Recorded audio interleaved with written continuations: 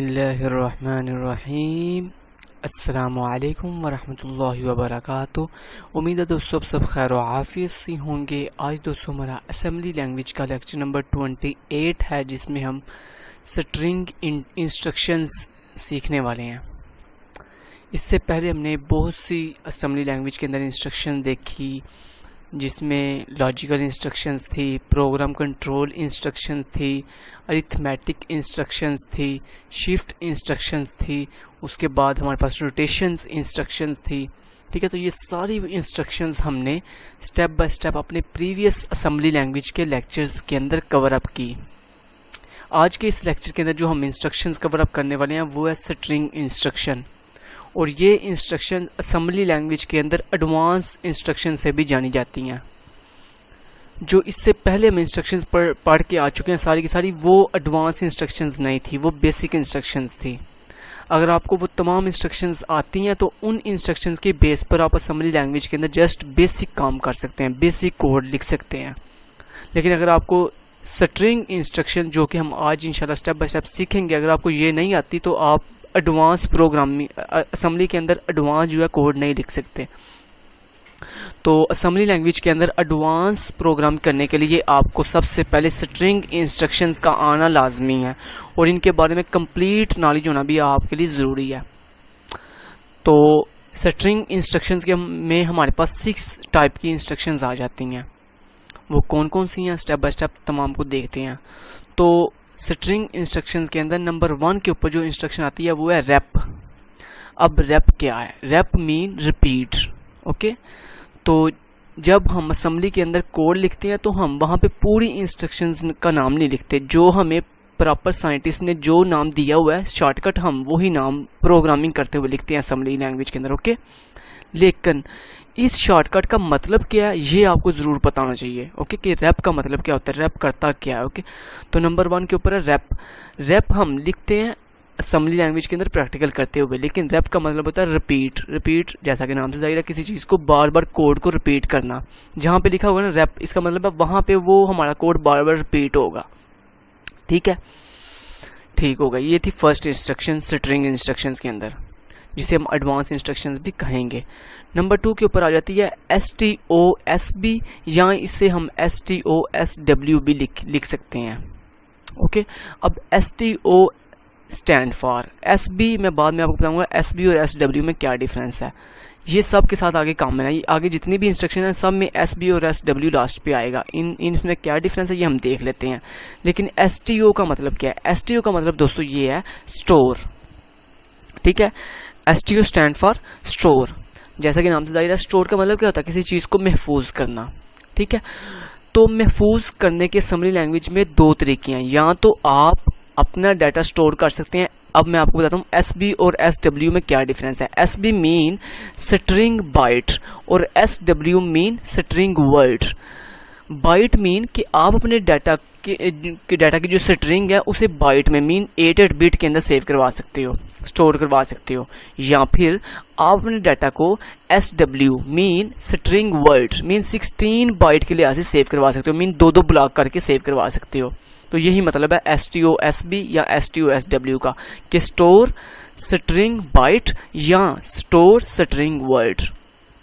अब नेक्स्ट इसमें बात ये आ जाती है कि डाटा जब हम STO स्टोर करते हैं डाटा, तो ये डाटा कहाँ से आता है और कहाँ जाता है, मीन कौन सा डाटा कहाँ से स्टोर होगा। ओके, कि हमें ये भी तो पता नहीं चाहिए ना कि जब हम STOSB इंस्ट्रक्शन लिखते हैं तो इससे क्या होता है, बैकएंड पे क्या होगा इससे बैकएंड में ये होगा कि आपके बैकएंड से ये होता है कि आपको जो जनरल पर्पस रजिस्टर है, जो कि जनरल पर्पस रजिस्टर के अंदर आपके पास 4 रजिस्टर आते हैं, accumulator register, base register, counter register और डाटा रजिस्टर।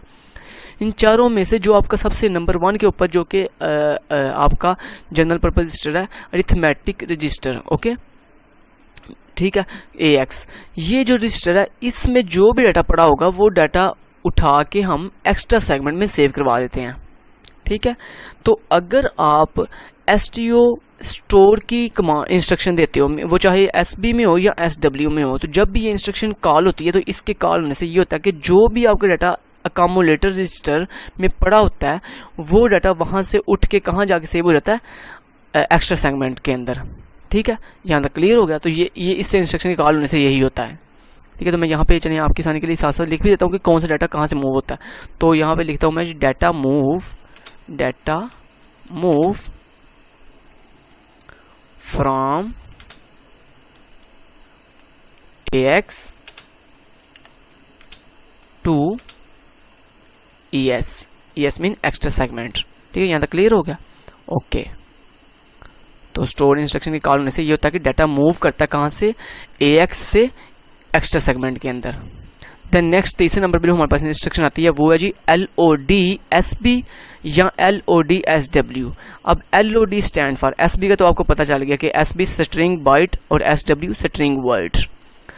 अब LOD mean load. LOD mean ये शॉर्टकट है किसका, लोड का। अब लोड जैसा कि नाम जाहिर है, लोड का मतलब ये होता है किसी चीज़ को लोड करना। ओके, मेमोरी से उठा के अपने किसी जगह पे, अपनी स्क्रीन पे या अपने जो ना रैम के अंदर लोड करना किसी चीज़ को। ओके, अब लोड जो इंस्ट्रक्शन जब ये जो कॉल होती है वो चाहे स्ट्रिंग बाइट के अंदर हो या चाहे स्ट्रिंग वर्ड के अंदर हो, इसके बैकएंड पे असल में ये होता है कि आपका डाटा मूव करता है कहाँ से, डाटा सेगमेंट से एक्स्ट्रा सेगमेंट के अंदर। ठीक है, कहाँ से, सॉरी एक्स्ट्रा सेगमेंट में, डाटा सेगमेंट से ये जाता है कहाँ पे, अकोमोडेटर रजिस्टर के अंदर। ठीक है, तो डाटा जब भी आपकी लोड की इंस्ट्रक्शन चलती है तो डाटा मूव करता है, data move from DS mean data segment to AX accumulator register. Okay, data segment से आपका डाटा मूव करके कहाँ चला जाता है, अकोमोडेटर रजिस्टर के अंदर। यहाँ तक क्लियर है। ओके, यहाँ पे मैं साथ ये कॉमा भी लिखा देता हूँ ताकि आपको पता चले ये रजिस्टर के नाम लिखे हुए हैं।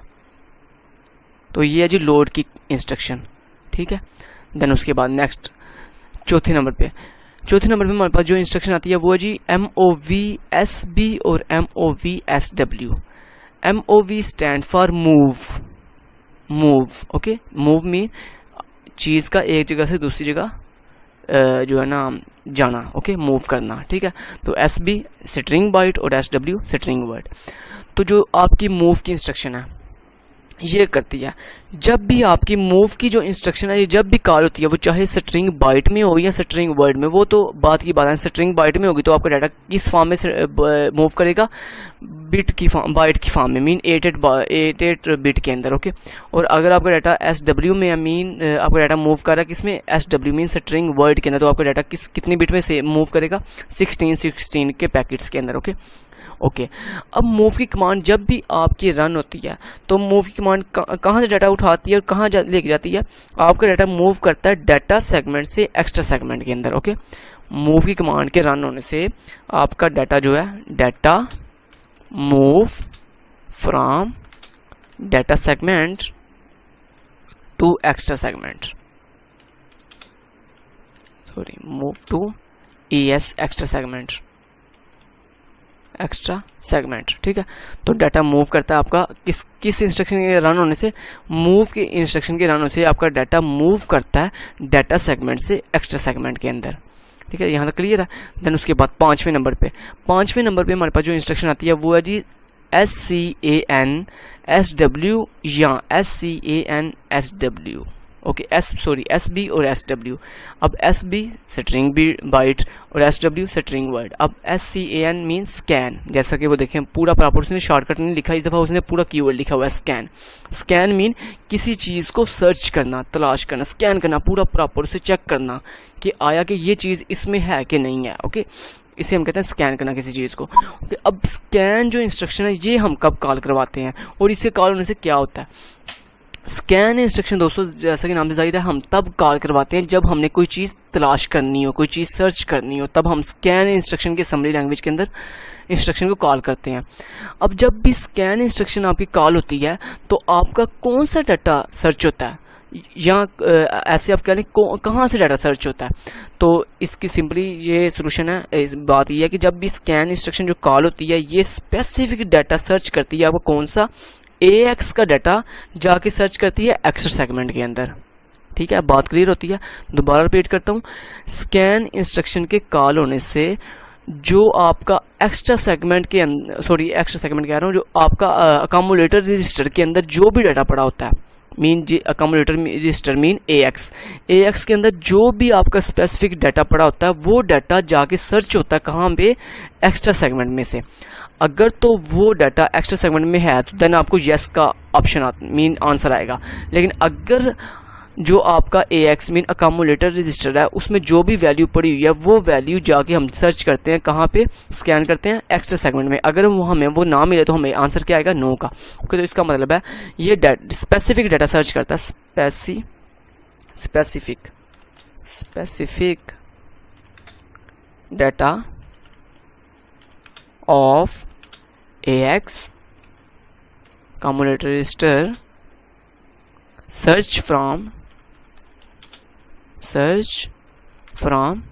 ES mean extra segment. Okay, तो अकोमोडेटर रजिस्टर का डाटा एक्स्ट्रा सेगमेंट में से जाके सर्च होता है जो भी अकोमोडेटर रजिस्टर में पड़ा हुआ डाटा। ओके, देन लास्ट पे आती है नंबर 6 के ऊपर कंपेयर की कमांड। ओके, CMP SB या CMP SW। SB means string byte और SW स्ट्रिंग वर्ड।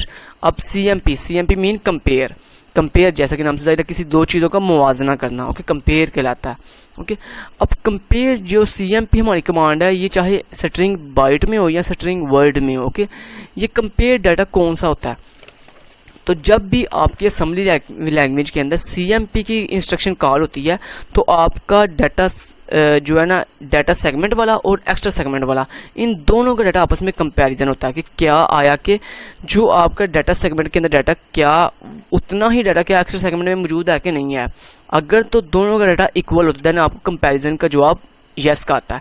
लेकिन अगर दोनों में डाटा का फ़र्क हो, डिफरेंस हो, देन आपको नो का आंसर आएगा। ओके, तो इसका मतलब हमें ये पता चल गया कि जब भी हमारी CMP मीन कंपेयर की कमांड चलती है तो ये डाटा का कंपैरिजन करती है, डाटा कंपैरिजन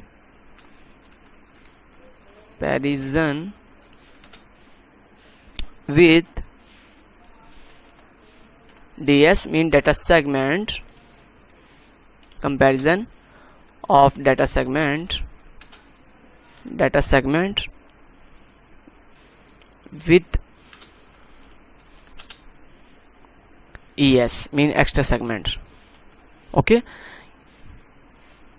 कि कंपैरिजन की कमांड इंस्ट्रक्शन के रन होने से आपका DS का डाटा सेगमेंट का डाटा एक्स्ट्रा सेगमेंट के साथ कंपेयर होता है। ओके, तो यही CMP की कमांड का इंस्ट्रक्शन करती है। तो ये थी आज हमारी स्ट्रिंग इंस्ट्रक्शन जिनको हम क्या कहते हैं, एडवांस इंस्ट्रक्शंस भी कहते हैं। तो ये 6 इंस्ट्रक्शन हैं जो मैंने आपको स्टेप बाय स्टेप सिखाई हैं कि कौन सी इंस्ट्रक्शन क्या करती है और ये इसका बैकएंड पे क्या काम है। ओके, और इसका मैंने आपको शॉर्टकट का स्टैंड फॉर भी बता दिया कि इसका क्या मतलब है, इसका क्या मतलब है। ओके, तो ये होपफुली आज की वीडियो आपके लिए बहुत हेल्पफुल रही होगी। अगर आज की हमारी ये वीडियोस आपके लिए हेल्पफुल रही हो तो प्लीज़ हमारी वीडियो को लाइक एंड शेयर ज़रूर कीजिएगा और इस तरह की डेली आसम वीडियोस हासिल करने के लिए हमारे चैनल खिज़र शाल टेक्निकल को ज़रूर सब्सक्राइब कीजिए। फिर मिलते हैं नेक्स्ट वीडियो में और अपनी इस एडवांस स्ट्रिंग इंस्ट्रक्शंस को इस्तेमाल करते हुए हम अपनी एक्स्ट्रा सेगमेंट की स्क्रीन को क्लियर करना सीखेंगे। ओके, तो अपना ख्याल रखिएगा। टेक केयर, अल्लाह हाफिज़।